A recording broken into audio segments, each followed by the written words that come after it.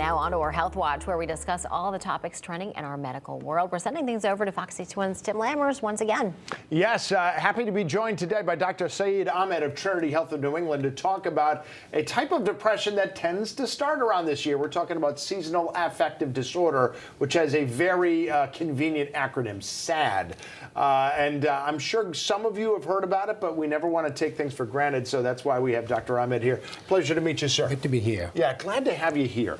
Can you give us a basic primer on what seasonal affective disorder is and where it's coming from? Yeah, sure. So seasonal affective disorder, also known as seasonal depression, we've seen in the seasons of winter and spring. It's also known as winter depression. Yeah. It is more prevalent and common in northern hemisphere. It's also common in this region, like states like Connecticut, New Jersey, New York, New Hampshire, Maine, and Vermont. It is less prevalent in states like Florida and the other states. The higher the latitude. Yeah. So, and why it happens, essentially, it is a disturbance or imbalance in neurotransmitters in the brain, which are triggered or precipitated by reduction in daylight or sunlight. When you have less exposure, it actually precipitates this disease. Yeah. And also when season changes, it actually shifts or cause the shift in circadian rhythm, which is the internal clock of the human body. When you disrupt this clock, it actually leads to some symptoms which actually manifest this as a disease, which we call it seasonal depression. Yes, and that's why, of course, up here at these latitudes, less sunlight leads to more likelihood that you have this problem. In terms of symptoms, though, it looks like sometimes they could be similar to less serious problems people have. People do get depressed from time to time. Right. They do get down. So how can you start figuring out in yourself or a loved one that maybe this might be seasonal depression instead of just a regular bad day? Right. So that's a good question. Sometimes it's often people call winter blues. So it's actually usually a mild form.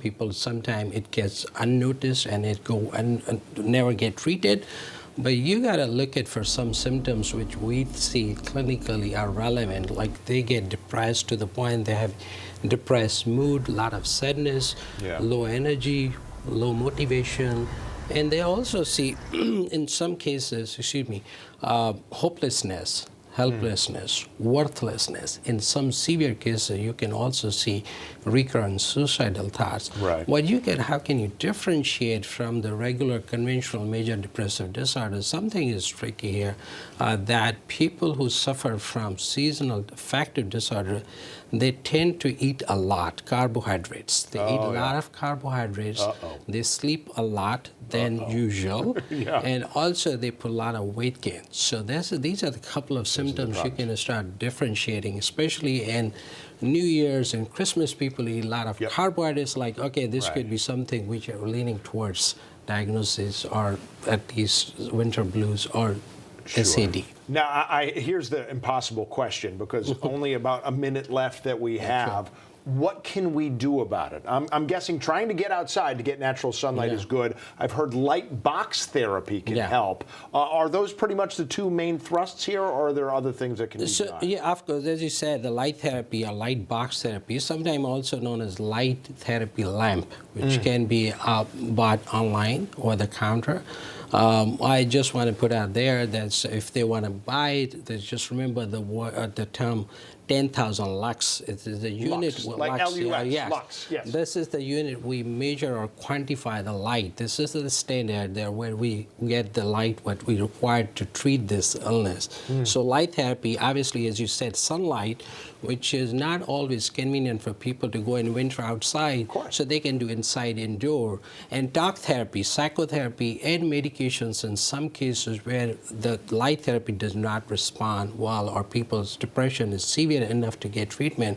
So I want to encourage people to come forward to get help from the professional if there is a severe impairment in their day-to-day living. There you go. Dr. Ahmed, thank you so much for taking the time to give us just a little bit of a quick primer. And then those things, I had never heard about making sure that light box is 10,000 lux, so I appreciate it. That is good. My pleasure. Thank you very much. Thank you. Doctor. And remember, Erica, now that daylight saving time is ending coming up here, we're going to be seeing sunset a lot earlier.